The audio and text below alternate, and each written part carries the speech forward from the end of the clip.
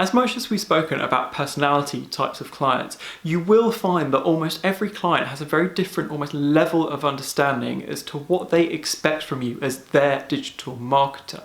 Some clients can just hire you and they'll be like, right, that is the expert, off they go, and we'll leave you to it. So you'll very rarely hear from them, and often you need to chase them in order to be able to have a call or a catch up just to check that everything is going okay. By contrast, you also have clients who literally will almost hound you to the point of phoning you regularly, emailing you regularly with normally quite legitimate questions, but they see you as being sort of on hand to essentially help them out in whatever manner they say fit. As an extension of that, I've also had clients in the past who are very happy to just have hired you as an expert and off you go. Other clients, they seem to be a bit more demanding, for want of a better word. And by demanding, I mean that they almost seem disappointed when the fact that you haven't come back with new ideas or innovations or different concepts as to how you might do your work. They seem to thrive off the fact that, you're really pushing the business forward. And other clients can be somewhere in the mixture of the two or jump from one to the other. I've been criticised before because I have presented ideas, and I've been criticised before because I haven't presented ideas. So it is a really hard balance. And eventually you will find your feet as to kind of what level of involvement that you have with the client and the client has with you.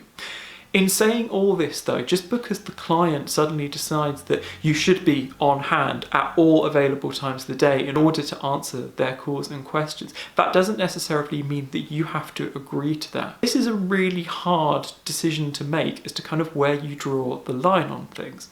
Ultimately, you are there to do the client's work. And now if the client is getting value from you answering calls and responding to numerous emails, for example, now maybe that's the thing you have to accept that you're going to continue to do if you want to continue working with them. But it's not just a case of putting your hands up and going, okay, well, it's got to be like this. There is a degree of negotiation and there is a degree of pushback. One of the most effective ways you can do this, and as hard and harsh as this sounds, it's just a case of not replying to them. Now, not too long ago, I've had a client who would quite routinely email me asking for an update just before they were about to jump on a call with another supplier. That request for an update was sent via email and basically said, look, I've got a call in an hour and therefore need this information. Now, for me personally, I find that unfair. I have a number of other clients which I need to work on. And in particular, as I've discussed on here in previous lessons, I often need large blocked out periods of time in order to be able to do that. So you also have to ask yourself that if I do turn around and suddenly respond to them with a thorough update and answering all the questions they may have, is that actually setting an expectation that I'm going to do that in the future?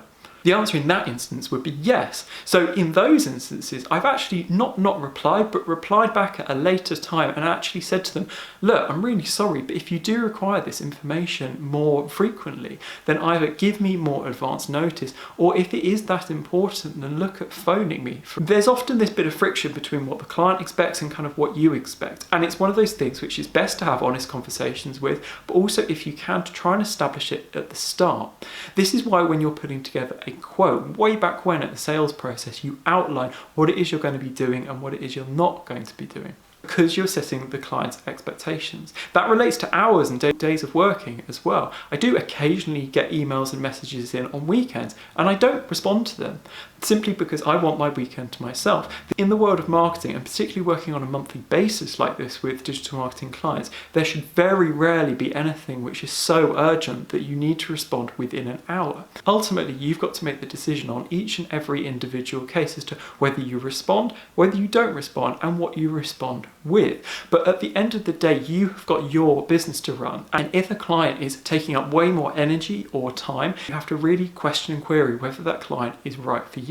That's not a case that you immediately need to ditch them, but it might be that you have to have an honest conversation with them about the expectations that they have on you and what you realistically can and can't provide.